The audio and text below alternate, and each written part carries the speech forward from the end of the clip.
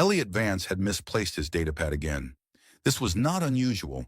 He'd misplaced it 17 times this month, a fact the ship's AI liked to announce in increasingly smug tones. But this time, the stakes were higher. The pad contained his half-translated Eliari lexicon, his notes on telepathic dream syntax, and, more urgently, his last ration requisition approval. Without it, he'd be stuck with the communal, beetroot-flavored nutrient slop until the next cycle. Felix, Elliot muttered, crawling beneath a glowing cluster of root cables that pulsed like lazy jellyfish. Where did I last access my datapad? A voice purred over the comms with too much enthusiasm. 22 minutes ago in corridor E9. Also, congratulations. You are now tied with Commander Brex for most equipment losses this quarter. One more and you get a novelty sash. Find me the datapad and I'll embroider the sash myself, Elliot grumbled. The ship's layout was mostly intuitive, except where it wasn't. Corridor E9, by some warped logic, looped into a restricted quadrant housing Eliari diplomatic quarters, protected by ambiguous protocols Elliot hadn't dared decode. He assumed walking into them would trigger a sonic alarm or an alien guilt ritual involving fermented vapors and shame dancing. Still, he needed that datapad. The ship's caffeine dispensers had been offline for 2 days, and he was one dry socket away from licking the walls for stimulant residue. He tiptoed past the holographic privacy wards, which looked like semi-transparent scarves hung in zero gravity. They shimmered as he passed, emitting a faint tone like a contemplative gong, but no alarms. That should have been his first clue. The chamber beyond was bathed in a gentle teal glow. Air hung still, laced with a scent Elliot couldn't place, somewhere between mint and electric snowfall. He stopped, heart skidding into a confused rhythm. There she was. Lisavera stood barefoot on a floating disc, her long ears tilted back in thought. Her robe shimmered with embedded bioluminescence, casting gentle swirls of light across her silver-blue skin. In her hands, she held a small rectangular object, smooth, dark, and familiar. It was his photo. Elliot's breath hitched. Not the flattering one with him looking scholarly and brooding. No, this was the dumb one from last year's interspecies trivia night. He was mid-laugh, holding a juice packet with a bendy straw and wearing a novelty crown labeled emotionally available. He opened his mouth to leave. Run. Reverse. Anything. But her voice stopped him. I often wonder if you know, she murmured softly and in Eliari, her words brushing the air like silk. The resonance you emit, it disrupts my meditation cycles in inconvenient ways. Elliot's hand hovered near the exit panel, but he didn't press it. I, definitely did not know I was emitting. Resonance. She turned. No shock, no embarrassment, just calm acknowledgement, like she'd been expecting him eventually. You dropped this, she said, gesturing toward the floor with a graceful flick of her fingers. At his feet, there it was, the datapad. Nestled beside an ominously ornate box embroidered with swirling silver runes and dear stars embroidered with his initials. He picked it up cautiously. Thanks. I'll just be anywhere but here. I have not completed the emotional resonance ritual, Lisavara said. Elliot blinked. Should I stay? Or is that like interrupting someone's mental stretching? You may stay, she said, but do not step on the moss circle. It is emotionally bound to my grandmother's essence. He looked down. Of course there was a moss circle. It glowed slightly and smelled faintly of citrus and elderly disapproval. Got it. No stepping on Grandma. A beat of silence passed between them.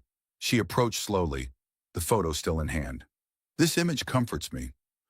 I was drunk on fermented pear squeeze, Elliot said, unable to stop his mouth, and someone photoshopped that crown onto my head. She studied the photo.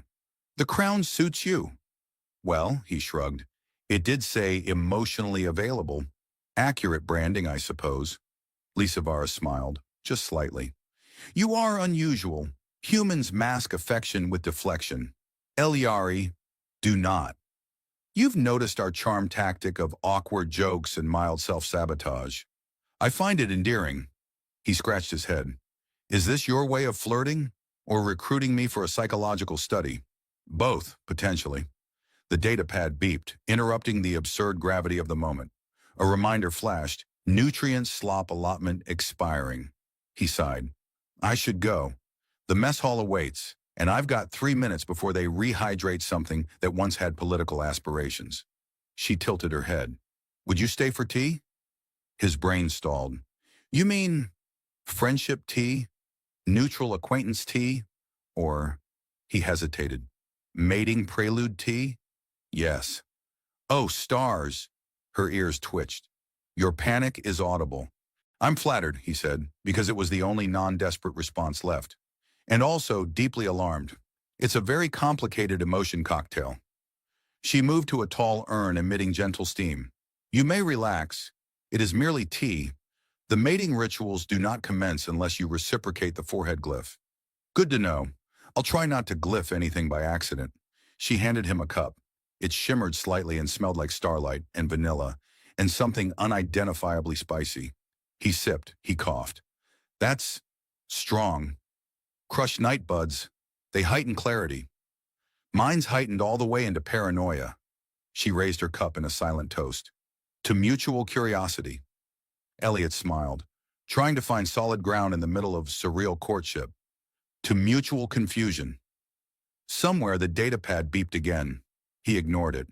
Elliot woke up with a start, tangled in his sleep hammock like a cocooned ferret, heart pounding from a dream involving ceremonial drums, wedding chants, and a bouquet that kept whispering, accept her or perish, in his own voice. Felix, he croaked. What was that? You achieved REM Phase 3, followed by stress-induced neural spike. Congratulations. You may now redeem one existential dread coupon. Would you like it gift-wrapped? He rubbed his eyes. Run diagnostic on last sleep cycle. Check for interference. Possibly psychic. Possibly matrimonial. There was a pause, then the AI responded with unhelpful cheer. Brainwave anomalies detected at 0342 ship standard time. Source, non-invasive telepathic contact. Matched Iliari signature. Would you like to file an emotional disturbance report? I'd like to file for emotional asylum, Elliot muttered, rolling out of the hammock and grabbing his robe. I think she mind-whispered me through a dream. Is that even allowed? According to Iliari Cultural Archives, only if mutual resonance thresholds are met. You appear to have met them. I did not meet anything. I tripped into a diplomatic crush, and now she's building our emotional IKEA furniture without asking. He paced the room, pulling up the cultural database and typing in Iliari courtship protocols. The search results were both vast and disturbingly thorough. Subsections like Phase 1, object admiration, Phase 2, emotional encoding via scented teas, and his stomach dropped. Phase 3, dream imprinting and memory infusion. Well, that's not ominous at all, he muttered. Great. So I'm now half married in my sleep. Probably missed the buffet. He scrolled further and found references to a rite called the pre-union resonance cycle, wherein one Iliari chooses a partner by imprinting shared visions of union, which, if unchallenged, are interpreted as tacit approval. If both minds align over several dream states, it progresses to physical bonding rituals. If not, it dissolves with mild telepathic embarrassment and a polite fruit exchange. Felix chimed in again. Incoming message. From Ambassador Lissavara. Text only. Subject line. Phase 2 continues. Wear something breathable. Elliot sighed into his hands. I'm not emotionally equipped for breathable. 10 minutes later, wearing his least crumpled synth linen tunic and trying not to look like a panic-flavored marshmallow, Elliot entered the shared arboretum. The whole room was artificially pollinated with floating spores that shimmered in ultraviolet. He spotted Lysivara seated beneath a humming fruit tree, legs crossed, a small table between them, set with 3 cups, and what appeared to be a rock. Why is there a rock? He asked, cautiously sitting. It contains emotional temperature, she said. We place our hands upon it. If it warms, we are aligned. If it vibrates, we require clarity. If it emits the scent of wet fungus, we are incompatible. Elliot blinked. You're kidding. No. The rock hummed faintly. He eyed it with suspicion. Is this rock judging me right now? It observes. It does not judge. Sounds like my mother. They placed their hands on the stone. It glowed faintly, then warmed. Well, that's not fungus. So, yay? Lisa Vera tilted her head. You are amused. This is good. Humor is a sign of emotional elasticity. I'm extremely elastic, like an emotionally confused rubber band. They sat in silence, or rather the kind of psychic silence where she probably scanned every flicker of thought he tried not to have. He focused on the humming fruit, very safe. Not metaphorical, just a fruit that occasionally vibrated. I've been researching your rituals, Elliot said, sipping the tea without asking what was in it. It tasted like flowers and anxiety. Is this really how you guys do it? The bonding thing? Dream stalking and rock touching? Her ears lifted slightly. It is sacred. Our ancestors shared no written language, only resonance. Emotion was language. We have texting and memes. Some of them are sacred too. She reached across and touched the edge of his cup, a subtle gesture that made the air between them seem to fold slightly. You are frightened, she said, but curious. I'm a scientist, Elliot replied. Curiosity is what gets me into trouble. Also what got me banned from the Xenobiology Masquerade Ball last year. Long story involving tentacle prosthetics. You do not need to decide today. I'd rather not get married by accident tonight either. She gave what he now recognized as an Eliari smile, subtle, slow, just a shift in the corner of her mouth and an extra glow behind the eyes. There will be signs, she said. Like what? You will begin to sense my emotions without translation. You may develop cravings for unfamiliar herbs. You might hear my thoughts in moments of quiet. He stared at her. That's not creepy at all. You will know it is working, she said, when you smell the flowers I haven't brought. There was a beat of silence. I'm going to need a chart. The rock vibrated, a faint scent of citrus and... Was that cinnamon? Elliot stood abruptly. Okay, I think we've hit emotional capacity for today. I need a cold shower, maybe a memory scrub. Lisa Vera stood as well, offering a small pouch. These herbs will ease the dream convergence. He took it warily. They won't make me dream of wedding suits made of moss again, right? No promises? As he turned to go, she added, Tomorrow is the resonance walk. I will bring a second rock. Twice the judgment, twice the clarity.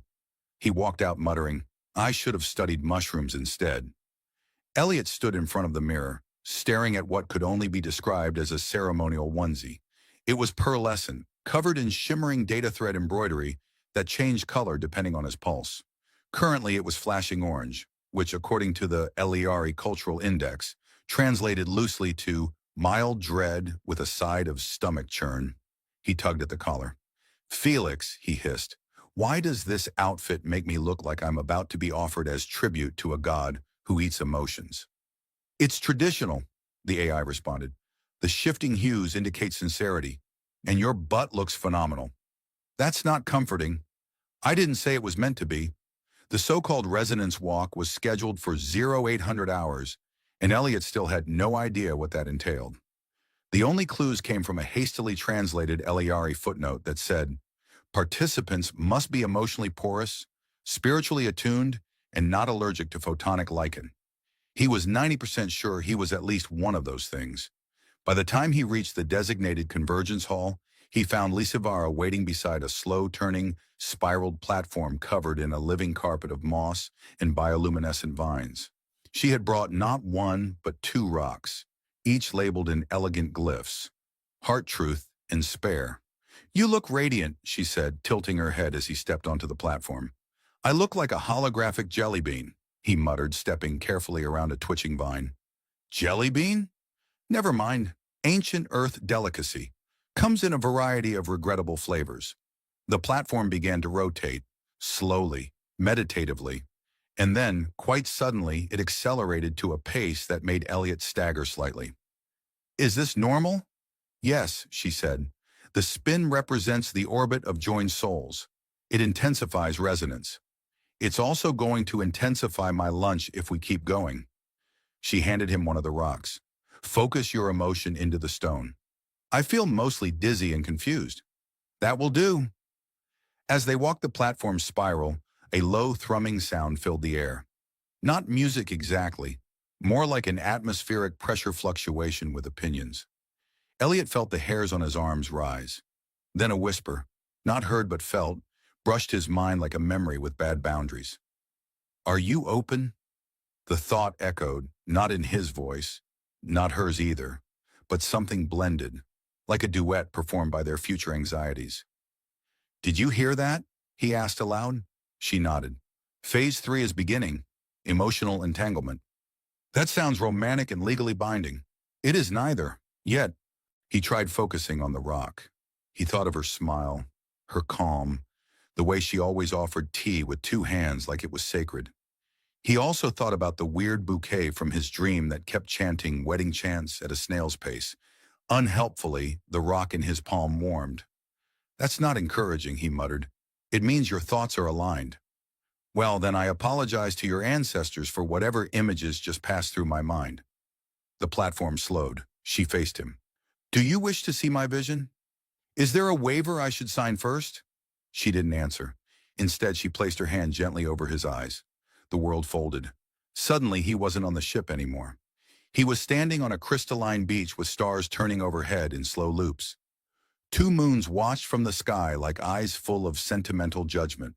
Beside him, her, dressed not in robes, but in something woven from the same light the sky spilled. He could feel her emotion, not as words but as pressure, gentle, consistent, deliberate. Longing, affection, hope. He didn't just sense her feelings, he experienced them, like stepping into someone else's memories.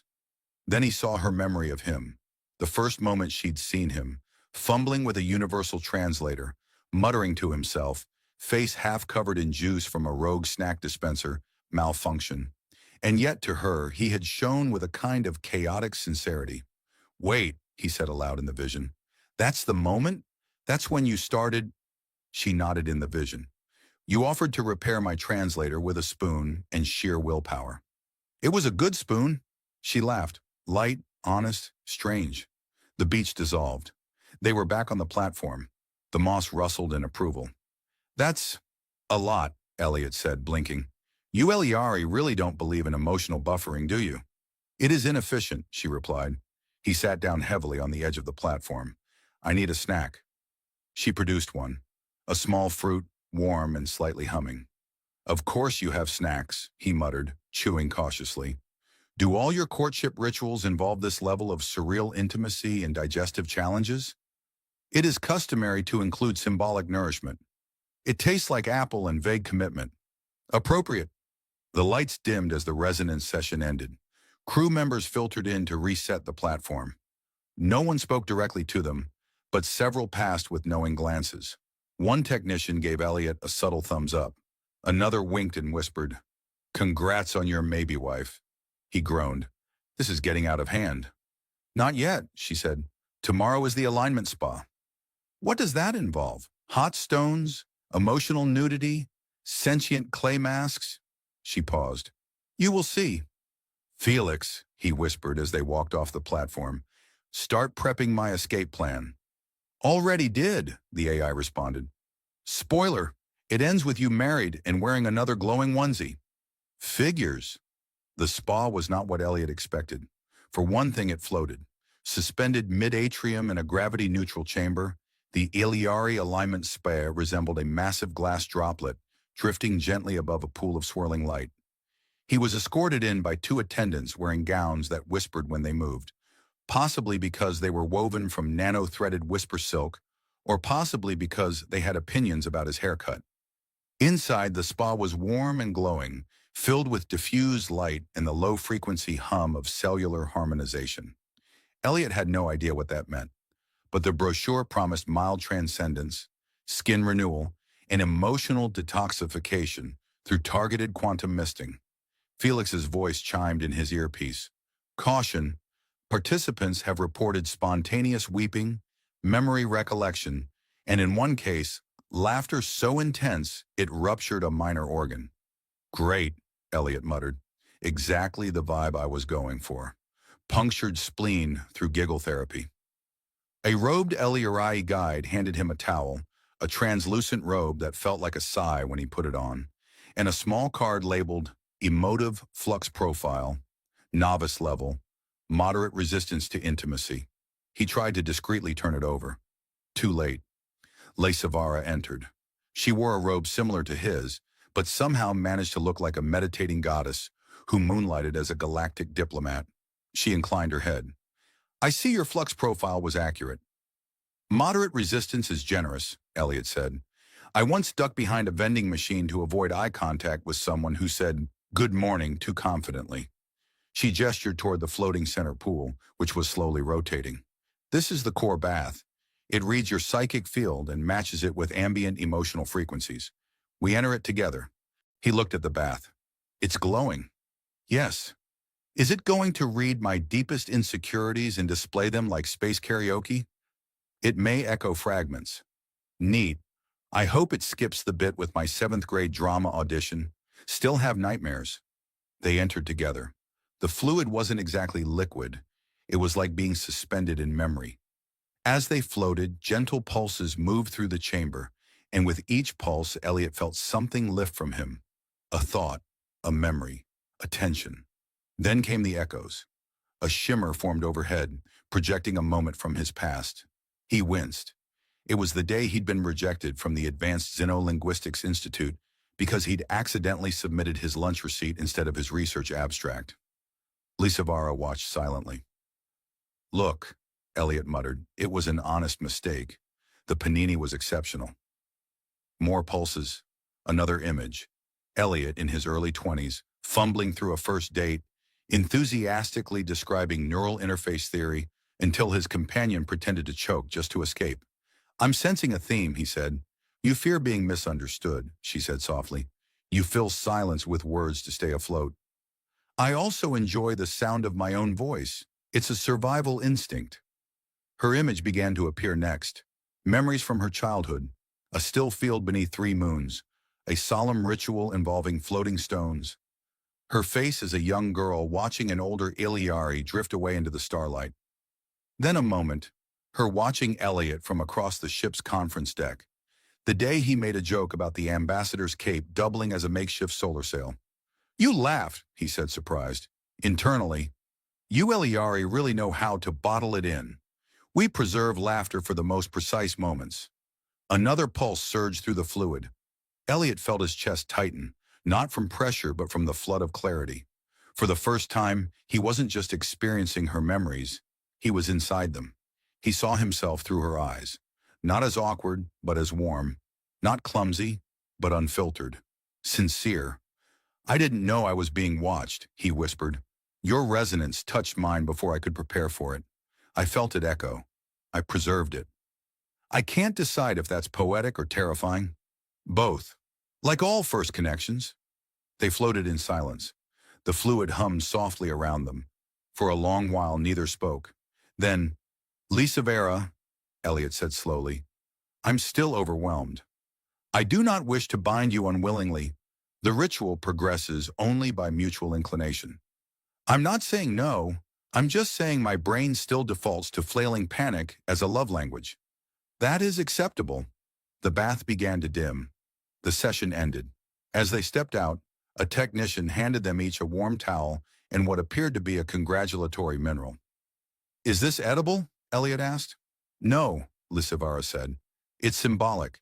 It represents aligned intention. Good, I nearly bit mine. They returned to the corridor, robes trailing faint iridescence. Elliot glanced sideways at her. You know, you're the only person who's ever gotten me to willingly relive my lunch receipt trauma in high definition. Then we are bonded. That's deeply alarming. You may still flee. Give me one more panic attack and I just might propose instead. She paused, her ears twitching. You are joking. Mostly. The lights flickered. Felix's voice cut in, tone suddenly sharp. Elliot, emergency protocol. Intrusion detected on deck 6. External breach confirmed. Unknown vessel latched onto the hull. Status, hostile. Lisa Vera immediately straightened. I must respond. Elliot was already pulling on his standard gear. Right behind you. He stopped. Wait. Does this count as a date? She handed him a plasma baton. Only if we survive. Romantic! The emergency klaxons echoed through the ship's corridors like a tone-deaf opera singer who didn't know when to leave the stage. Elliot ran behind Lisa Vera, ducking under flickering ceiling panels and hopping over a maintenance bot that chirped, "Run for your lives, meatbags!" before short-circuiting into a dramatic pirouette. Deck 6 was already sealed off. The hull sensors showed a foreign vessel latched onto their airlock like a parasitic tick with an attitude problem. Crew scrambled around them, some securing the medical bay, others attempting to reboot the diplomatic firewall that had apparently been disabled by what Felix referred to as one very rude line of alien code. "We're being jammed," Felix reported. "Communications are reduced to interpretive dance and blinking lights." "Then we're doomed," Elliot muttered, "because my interpretive dance is just flailing and regret." Lisa Vera touched the panel and closed her eyes. Her ears pulsed gently. "I am reaching the intrusion signal telepathically. It is a faction opposed to interspecies bonding. They believe our resonance ceremonies corrupt cultural identity." "Of course they do," Elliot sighed. "Nothing says classic villainy like aggressively enforcing emotional boundaries." The airlock hissed. Elliot and Lisa Vera stood side by side, plasma batons humming as the outer hatch slid open. The intruders entered, tall, armored figures with matching scowls and zero chill. One stepped forward, a broad-shouldered Eliari with ceremonial tattoos and a voice that sounded like it had been aged in judgment. "You dishonor our lineage," he said, gesturing at Lissavara. "You blur the sacred resonance with off-world noise." "Hi," Elliot waved. "Off-world noise here. I also make a mean lentil stew." The Eliari warrior didn't blink. "You will end the pre-union now, or we will." Lissavara remained calm. "You fear change, but resonance is not erosion. It is expansion." "That was beautiful," Elliot whispered. "Also, are we going to die?" "Not if we are aligned." "I'm emotionally rubbery at best." She stepped forward. "I claim this resonance. Stand down or witness its full power." The intruders moved. In the chaos that followed, Elliot discovered several things. 1. Plasma batons are much heavier than they look. 2. Eliari warriors do not respond well to sarcasm during hand-to-hand combat. 3. When Lissavera resonated at full capacity, the air itself vibrated with such force that time seemed to hiccup. A wave pulsed out from her, not just sound or light, but raw emotion, clarity, unity, protectiveness, something deeper and older than speech. It hit the intruders like a silent roar. They staggered, faltered, then dropped to one knee, not in surrender, but in stunned recognition. Lissavera turned to Elliot. "You amplified it." "I what now?" "Our bond. It carried through." Felix's voice returned to the comms, tinny and sheepish. "Good news. Intruders incapacitated, slightly dazed, mildly weepy, but otherwise unharmed. Also, you've received 37 congratulatory messages from the crew. One includes confetti." Elliot leaned against the wall, panting. "Tell them I'm registering an official complaint about this being the weirdest first courtship I've ever been conscripted into." Later, after the intruders were escorted off-ship with mildly embarrassed apologies and herbal snacks, Elliot sat on the observation deck, wrapped in a thermal blanket that smelled faintly of cedar and cosmic responsibility. Lissavera sat beside him, silent as always until he turned to face her. "So," he said, "I fought off xenophobic extremists, accidentally enhanced a psychic bond, and may have emotionally broadcasted my inner monologue like a radio soap opera." "Yes. And you still want to continue this resonance thing?" She touched her forehead to his gently. "You are transparent. It is a strength." He exhaled. "I thought it was just social incompetence." "Same thing." They laughed. He took her hand. "Okay," he said. "Let's do this. Slowly. Human slow. And maybe with fewer plasma weapons next time." She nodded. "We shall prepare the ceremonial tea. I'll bring snacks, something crunchy, to ground us." In the days that followed, their union became something of a diplomatic phenomenon. Articles were written. Treaties were updated to include emotional safety clauses. A statue was commissioned on Eliari Prime. Though, according to Felix, the artist took some liberties and gave Elliot an extra ear for symmetry. The crew eventually stopped calling him Ambassador's husband. Mostly, he received a new title, Cultural Liaison Mate. He wore it proudly, even when the robe it came with tried to strangle him mid-ceremony. But something had shifted. Elliot no longer filled silence with panic. He no longer feared the mirror of another mind. He had touched resonance, seen himself reflected through alien eyes, and found something worth leaning into instead of away from. And sometimes in the quiet between stars, he'd hear her whisper, a thought not meant to be spoken. You are home. And for once, he had no need to run. Felix didn't mean to flirt with an alien queen. To be fair, he didn't mean to do a lot of things, like misplace a grant-funded exobiology drone in a methane geyser, or get banned from 3 spaceports for creative interpretation of customs forms. But here he was, 2 drinks deep at a dive bar orbiting a dying moon, staring at what he could only describe as the most intimidatingly radiant woman he'd ever seen. She sat in the corner booth like a thunderstorm dressed in velvet. Armor gleamed faintly under her cloak, polished and ornate with glyphs that shimmered like submerged stars. Her long ears, curved like crescent moons, twitched as if tracking the frequencies of other people's thoughts. Her eyes, golden and unreadable, scanned the bar like she was choosing which species annoyed her least. Felix, of course, took that as an invitation. I give it 4 minutes before she vaporizes someone. Chip buzzed from Felix's wrist. The AI's tone was always dry, but tonight it sounded positively dehydrated. 5 credits, she's royalty, Felix muttered. She has 2 bodyguards, 1 ceremonial blade, and a gravitational radius of pure contempt. She's either royalty or a very aggressive librarian. You think she'd go for a human? I think your blood alcohol level is higher than your IQ right now. Felix knocked back the last of his synth whiskey and stood, brushing imaginary lint from his worn flight jacket. He didn't plan it. The line just popped into his head the way most of his decisions did, impulsively and with great future regret at potential. He could feel half the bar turn to watch him, most out of pity, a few in hopes of a public execution. He approached the booth with the confidence of a man who had nothing left to lose except dignity, and Felix had lost that somewhere around his 2nd year at the Xenolinguistics Institute. Excuse me, he said, standing awkwardly in front of her. The 2 insectoid guards buzzed and shifted, but the queen, he was sure now, held up a hand. She tilted her head, eyes narrowing slightly. He cleared his throat. Do you have a map? Because I keep getting lost in your eyes. There was silence.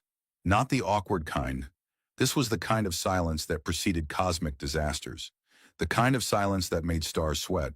Even the jukebox shorted out mid-song, as if refusing to provide a soundtrack for the impending violence. The queen stared at him. Felix stared back, trying very hard not to pee a little.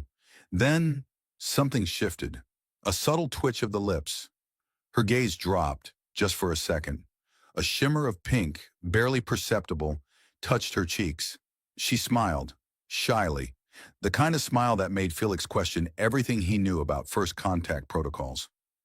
Your line, she said in perfect Terran standard, voice like distant thunder filtered through velvet, is astronomically inefficient. But novel. The bar exhaled in unison. Somewhere in the back, someone fainted. Thank you, Felix said, genuinely surprised to still be alive. I have worse ones if you'd like. She actually chuckled. It was the kind of sound that made Felix want to bottle it, label it Universal Diplomacy Aid, and sell it to the Intergalactic Council. My name is Aravexa, Sovereign of the Elisan Concord, she said. You may call me Your Majesty. Felix blinked. Well, that explains the murder glare aesthetic. She tilted her head again, intrigued. And you are? Felix Martin, unemployed xenobiologist, failed diplomat, frequent flyer at regrettable bars. One of the guards made a clicking noise that sounded suspiciously like a laugh. Aravexa raised a slender brow. Felix, she said slowly, as if tasting the word. You are either very bold or very foolish. I find it's often both, sometimes in alternating sequence. She leaned forward slightly, elbows on the table, the subtle movement of her ears betraying amusement. You have interrupted a sacred diplomatic sojourn to deliver a Terran mating phrase? Technically, he said, I was dared by my AI. You were dared. Yeah, he thought I'd get vaporized. So did I, to be fair. Bring him to me. Who, Chip? Yes. Felix blinked. You want to interrogate my AI? She smiled again, less shy this time. I want to understand how your logic matrix allowed this interaction to occur. I'm not sure logic was involved. Before he could offer a defense, one of the guards pressed a button on his shoulder. A soft hum enveloped Felix, and he vanished in a flash of blue static. He reappeared aboard a ship. Not just any ship, a Zerelli capital vessel. Everything gleamed in soft, bioluminescent hues, like someone had crossbred a jellyfish with an opera house. He was suspended in midair inside a translucent stasis bubble. Chip was sputtering angrily from his wrist. Nice going, Romeo. You got abducted, again. A moment later, Aravexa stepped through a shimmering veil, now dressed in a flowing diplomatic robe that seemed to refract gravity. Her long ears twitched once more. I believe we should continue our conversation, she said. Felix wiggled his fingers. I'd offered to buy you a drink, but I appear to be trapped in a glowy soap bubble. She studied him. I've crushed rebellions for less arrogance. And yet, he said, grinning, here we are. There was a long pause, then she touched the edge of the bubble. It dissolved like mist. Felix landed with an undignified thump. I have questions, Felix Martin of Terra. And I probably have unsatisfying answers, but go ahead. Why did you speak to me like that? Because, he said, dusting himself off, for a second, you looked like you didn't want to be a queen. You just looked lonely. Her expression faltered. You presume much. I usually do. It's part of my charm. You're an idiot, she said almost fondly. You'd be surprised how far that's gotten me. She walked away, motioning for him to follow. He did. Behind them, 100 diplomats screamed into void lines. Military fleets shifted into readiness, and headlines across 17 systems blared. Zerelli Queen takes Terran prisoner, possibly dating him. Chip sighed. This is how galactic wars start, with pickup lines and pretty ears. Felix was pretty sure royal ships weren't supposed to have snack dispensers that sang opera when you pressed the button. Is that Verdi? He asked, eyebrows arched as a glowing pearl dropped into his palm. It's a compressed nutrient sphere, Aravexa said without turning, flavored with rare mycorrhizal extracts from the mist world of Telenar. The singing is to stimulate digestion. Felix popped it into his mouth anyway. Tastes like spicy soap in denial. Do you have anything that screams jazz? She stopped in front of an ornate, spiraling doorway that shimmered with multi-spectrum resonance. Are you incapable of reverence? I'm excellent at reverence, Felix replied. It's just usually for things like breakfast burritos and well-adjusted people. The door dissolved. Beyond it lay a chamber that defied geometry. The floor pulsed with gravitational tilts. Panels shifted orientation based on intention, and a mural of living light depicted the Elisan lineage. Tall, sharp-eared monarchs in impossible battle poses, probably choreographed by someone with a flair for drama and 6 extra elbows. This is the Hall of Sovereigns, Aravexa said, walking toward the central pedestal. My ancestors ruled not through blood, but by binding entire systems through oaths of clarity and strength. Every queen underwent the illumination, a ceremony where they revealed their true selves, without pretense, before the memory grove. That sounds emotionally exhausting, Felix muttered, staring at a past queen who appeared to be sword-fighting a black hole. Can't you just do a PowerPoint these days? Aravexa ignored him. Your presence here is problematic. You've disrupted protocol, unsettled my advisors, and somehow inspired a wave of populist memes suggesting I'm just a girl, standing in front of a boy, asking him not to get vaporized. Felix winced. That one's on Chip. He leaked the moment. I traced 12 unauthorized streams of our encounter within 2 minutes. Do you realize how many systems are now referring to you as the I Lost One? That's poetic, Felix said. Sounds like a bad alt-rock album. Diplomatic relations are hanging by a thread, she said sharply. And yet, I find myself strangely curious about you. That's the alcohol talking. I metabolize ethanol in 3 seconds. Ah, then it's probably the underlying trauma. She paused, staring at him. I'm kidding. Mostly. She turned away and walked toward a small console made of flowing crystal. Her fingers moved across the interface, and the room responded. Light dimmed, air shifted, and a new projection emerged. It was Felix. Glitchy, looping holograms of his various expressions pulled from public security footage, station surveillance, and possibly one unfortunate mugshot where he mistook a customs bot for a snack machine. Is this your idea of flirting? He asked. These are your behavioral patterns. Erratic, disorganized, yet statistically consistent in producing disarmament reactions. Humor as a survival trait. It's gotten me out of 6 arrests, 3 space weddings, and 1 time loop. She studied the data silently, then turned to him. You're unremarkable by most metrics. Harsh, but your unpredictability is useful. Useful how? Felix asked. For what, a royal talent show? Interstellar comedy hour? To test the limits of connection. The Ellison Concord has grown stagnant. Diplomacy has calcified into ritual. You have disrupted my pattern. That might be the nicest thing anyone's ever said to me. I am not complimenting you. Still counts. She walked toward him, her expression unreadable. Up close, her long ears twitched again, barely perceptible, like tiny antennas unsure whether to flee or listen. I am not permitted to express personal preference. My role is bound to function. Well, Felix said softly, what if your function needs a vacation? She blinked. Like, he continued, a short sabbatical. A getaway. You, me, a neutral moon, zero geopolitics. Just one evening without responsibility. No declarations, no duties, maybe even a second bad pickup line. That is inadvisable, but not impossible. I should have you detained. You already did. I just made it awkwardly charming. She stared at him for a long moment. Fine, she said. One evening. For observation. Romantic observation. Anthropological. I'll take it. The pleasure moon of Varelos 3 was shaped like a giant floating pearl with LED anxiety. The atmosphere constantly shifted color based on ambient emotion. Right now it pulsed an uncomfortable magenta, indicating high awkwardness and mild attraction.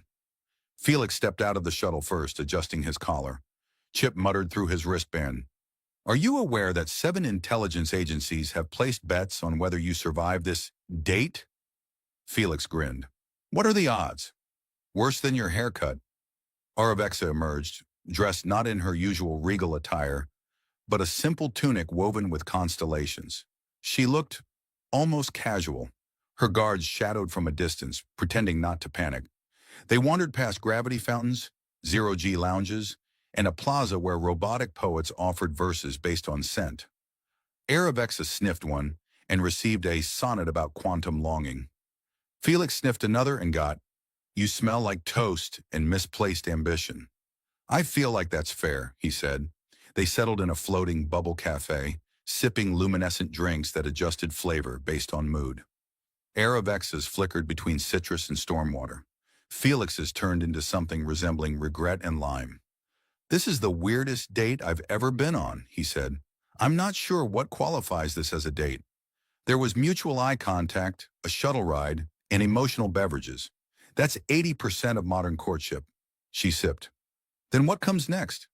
Well, Felix said, usually there's a tragic misunderstanding, some light peril, a confession under duress, and if we're lucky, a dance. I do not dance. Neither do I. That's what makes it special. They stared at the stars together. Above them, satellites picked up their conversation.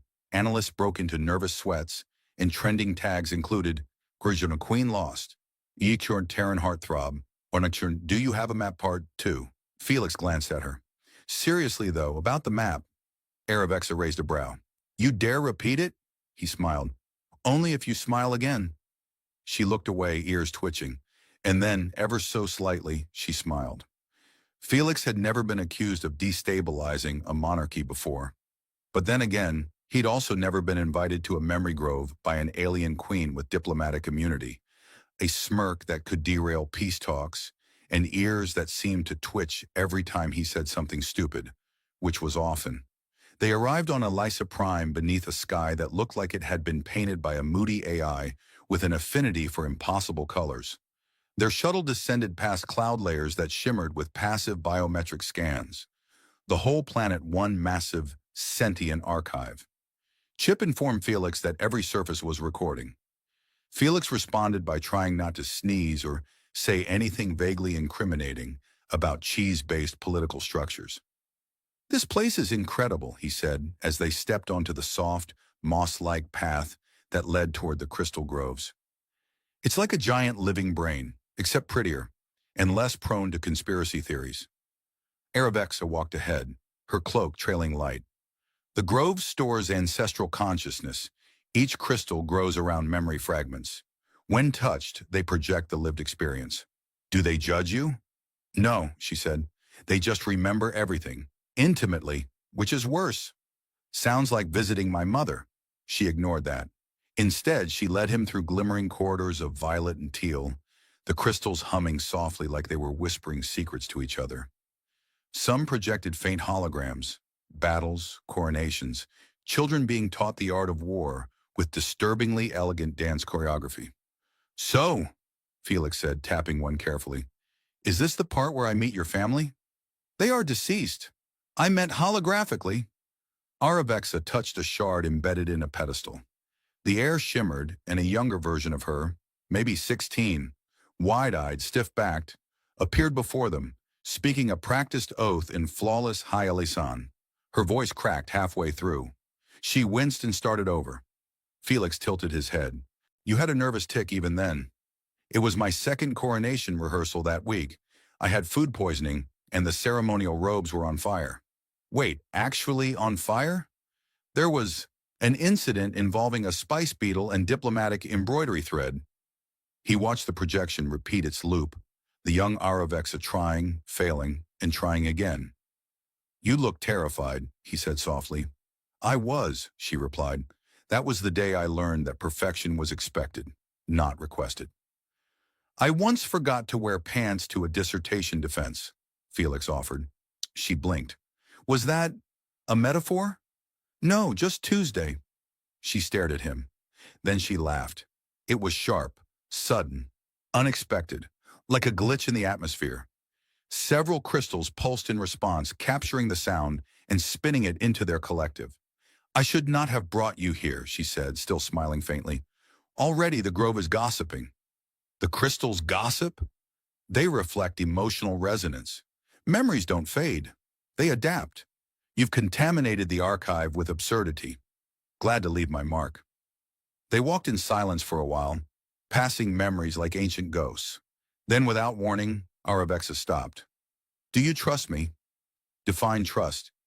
"I need you to take part in a ritual." "Is it dangerous?" "Only if you're dishonest." "I'm naturally deceptive. That helps, right?" She led him to a grove chamber surrounded by white crystals. A plinth rose from the center, bearing two mirrored cuffs. "This is the resonance binding," she said. "Two beings share fragments of memory without curation. It is used for council vetting, marriage ceremonies, or ideological negotiations." "Wait, this is like alien therapy, but worse. You're allowed to opt out." Felix stared at her. "Not a chance," he said. "Let's trauma bond in high resolution." They both placed their hands into the cuffs. Light flared. Images erupted around them. Half-formed memories, sensations, fragments of feelings bleeding into one another.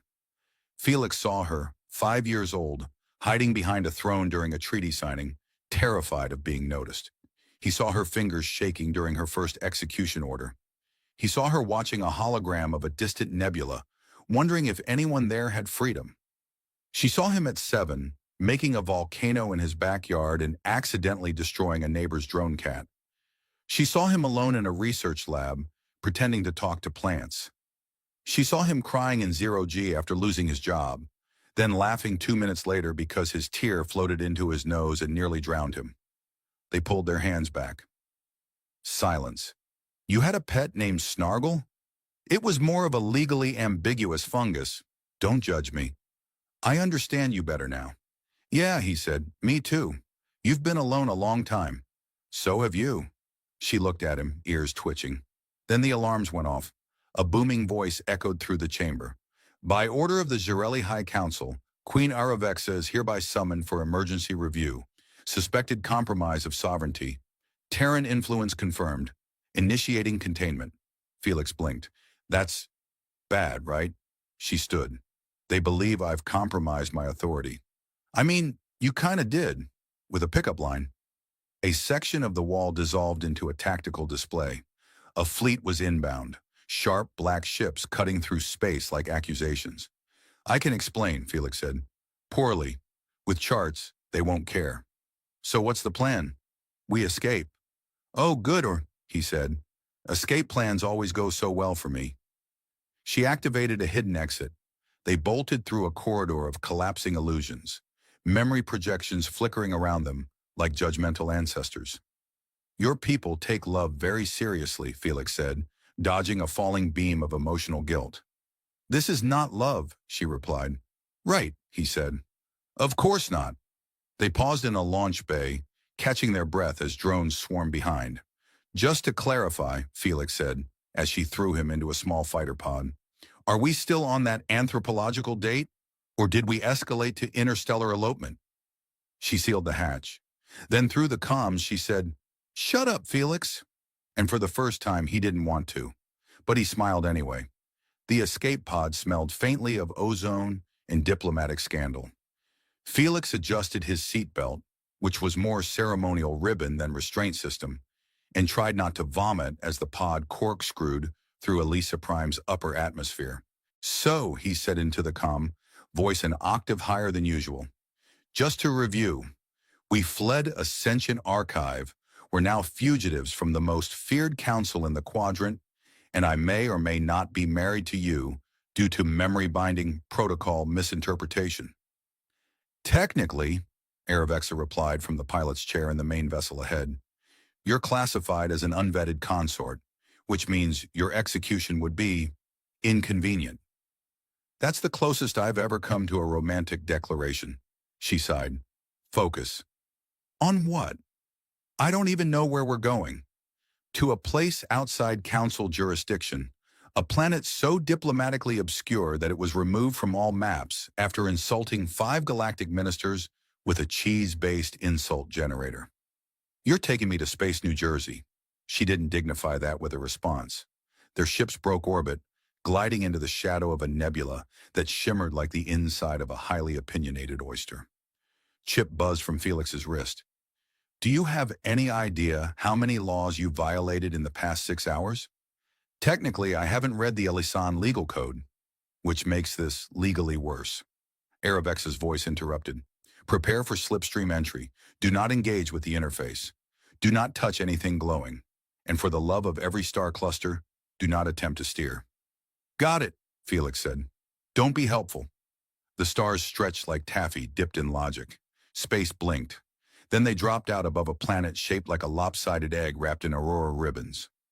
Orbiting it was a single outpost, rusted and chaotic, with neon signs blinking in 7 incompatible alphabets. Welcome to Null Point, Aravexa said, where bureaucracy fears to tread. They landed with minimal combustion. Aravexa stepped out first, dressed this time in a cloak so nondescript it almost erased her presence. Felix followed in a jacket borrowed from the ship's emergency wardrobe. A glittery green ensemble that made him look like a cocktail lounge exploded. Blends right in, he muttered. Here, absurdity is camouflage, she said. As they walked into the outpost, Felix spotted at least 4 bounty posters with his face on them, one of which was misspelled as Felix the Romantic Threat. A furry 3-eyed vendor waved a skewer. Want kebab of questionable origin? No thanks, Felix said. I had anxiety for breakfast. They ducked into a cramped bar called the Quantum Maybe, where the drinks menu changed if you looked at it too long. Aravexa ordered something with a name made entirely of punctuation. Felix got a sparkling beverage called Unresolved Childhood Issue. They took a booth near the back.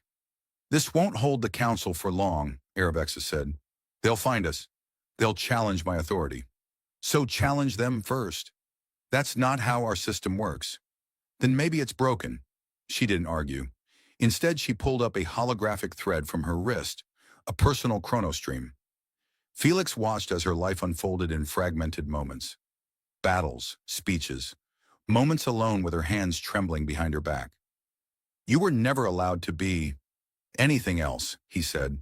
"Emotion is considered inefficiency." "That's the most efficient nonsense I've ever heard." She looked at him, long ears flicking slightly. "I don't know how to fix any of this." "Well," he said, "I do have a plan." "Oh, stars, that's never good." He grinned. "We host a summit." "A summit? Not a real one. A fake summit. A distraction summit.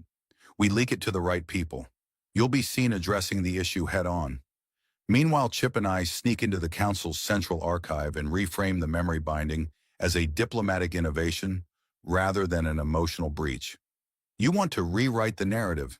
Exactly. You keep your crown. I keep my neck. Everybody wins. This is absurd.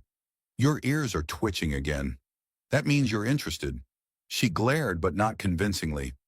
This would require convincing the council I'm experimenting with Terran-style diplomacy. We'll call it emotionally adaptive governance. Make it sound like it came out of a 12-dimensional think tank. She paused. I'd need someone to demonstrate it with me. I know a guy, he said, raising a hand. This will involve dancing. I rescind my offer. She smiled. Too late. The summit took place 3 days later aboard a borrowed diplomatic cruiser refitted by enthusiastic null-point engineers who thought subtlety was a seasoning. Felix wore a sash that said Authorized Heart Representative. Aravexa wore ceremonial robes laced with binary poetry. Council members tuned in via secure stream.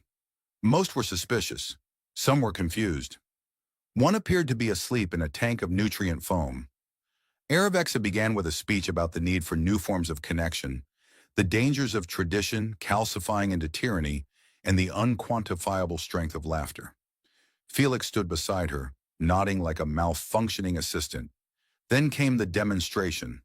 It involved a 3-minute guided trust fall, a duet about misunderstanding planetary customs, and an awkward hover dance that ended with Felix tripping into a dessert table and declaring it performance art.